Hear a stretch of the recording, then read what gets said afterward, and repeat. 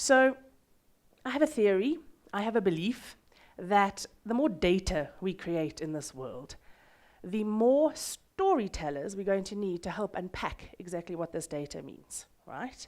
And I need to put a big disclaimer on the table at this point. And when I talk data, I'm talking about the kind of data that is words, numbers, graphs. I'm not talking about big data and these data sets that sit in ones and zeros. The type of data I'm talking about, sometimes we like to call content, sometimes we like to call it information, but that's a bit of a push because I don't believe it's always very informative. So we have seen data being created at a scale and a pace as never seen before. We've got no issue with creating data. I believe we have an issue with creating meaning. All right?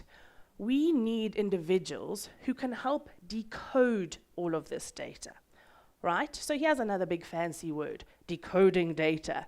It sounds impressive, it sounds verbose, it sounds like there should be an intense mathematical process and procedure and formula behind it. I believe the opposite is true. Yes, there is a place for algorithms. Yes, there is a place for all these incredible technological advances. But data is most often pointed at human beings. And if we want to understand and decode data, we have to remember that we are human beings and we talk to human beings most of the time. So why do I feel like I can say this? I say this because I have spent 10 years in a hugely purposeful and fulfilling career as a communication strategist. Now, one of life's great ironies is that it is incredibly difficult to communicate what a communication strategist does. But that said, I will make an attempt.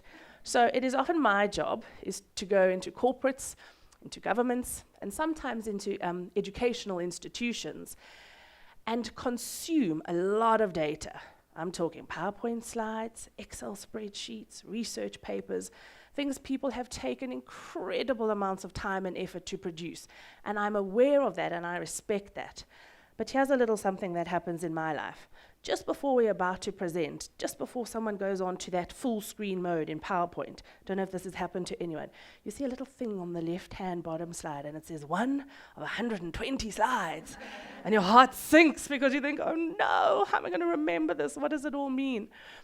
And I think there's a big insight there because for me what it says is we need to find ways to take the complexity out of this world, not introduce more. There was a saying, not coined by myself, that less is more, and somehow we've decided that more data, more slides, more Excel pivot tables, more things that we can print out of a printer means more learning, more meaning, and it's not true in my experience. So what do we need then? If we require more meaning in our organizations, in our governments, in our educational institutions, what is a formula devised by a non-data scientist? So I warn you, this is not about to be rocket science here. Don't need to get out a pen. I believe there is a very simple formula we should all be following. And it is one that goes this. Take something that is complicated, complex, technical, scientific even. Sit with that complexity, understand the weight of it, interrogate it, but very, very importantly, go through a process in your teams and in your own mind of taking that complexity and simplifying it. Simplifying looks different in every industry, in various professions, and in various stages of your life. But the process is always the same. Take a lot of stuff, and as a communicator, do the hard work to strip out all those parts that are irrelevant, that don't need to be said or written or put on a screen. You have the discipline in your own mind and in your own teams to do that work. Go from complicated and make it simple. Problem is, often we get very chuffed with ourselves when we've gotten to simple and we pat ourselves on the back and off we go into the world. Problem is, simple is unfortunately not enough.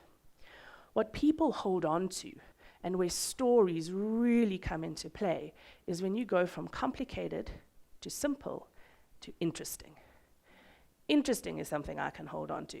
Interesting is something relevant. And when it is interesting, I mean it is interesting to your audience, not to you. People don't buy things you want to sell, they buy things they want to buy. You are the translator. You are the communicator that can shift that conversation. So, my highly complicated formula, complicated, too simple, too interesting. Okay? How does this play out in a day-to-day environment? And why, potentially, does this take a little bit more bravery than we assume? I'm a communication strategist, right? I work out of Johannesburg, and I work with global organizations. And this is the snippet of my day. Phone rings, email pings, Meg answers. I need a communication strategy, a breakthrough strategy. Everyone loves that word. It's got to be breakthrough, it's got to be innovative. Right, well, I'm a communication strategist, maybe I can help you out.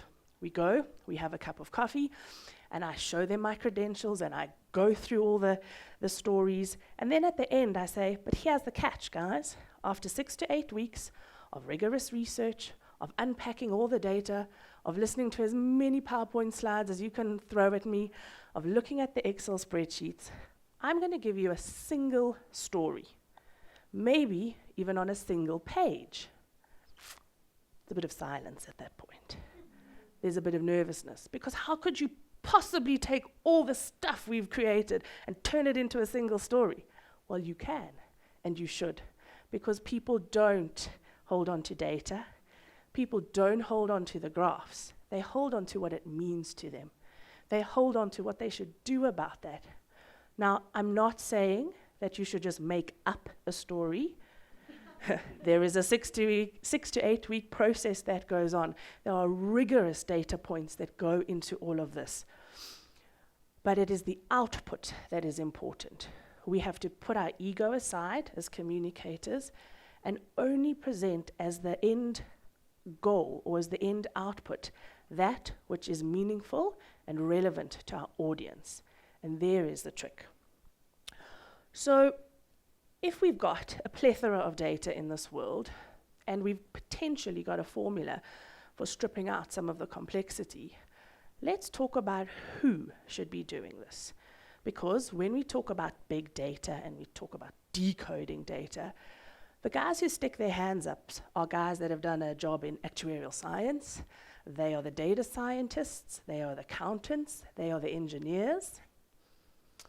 My experience is that if you are not that person, put your hand up. I was the girl who could not fathom mathematics and science at school for the life of me. I don't know if any of you had this experience. I had an extra maths teacher say to me once, Meg, in your geometry papers, you know the one with the angles, just turn the page around. Just turn the page around and the answer will pop up. The answer never popped up. It didn't make sense because I was looking at the numbers. I wasn't looking between the numbers. I wasn't trying to create meaning out of it. So my call to you today is don't be too quick to put yourself on one side of the fence or the other.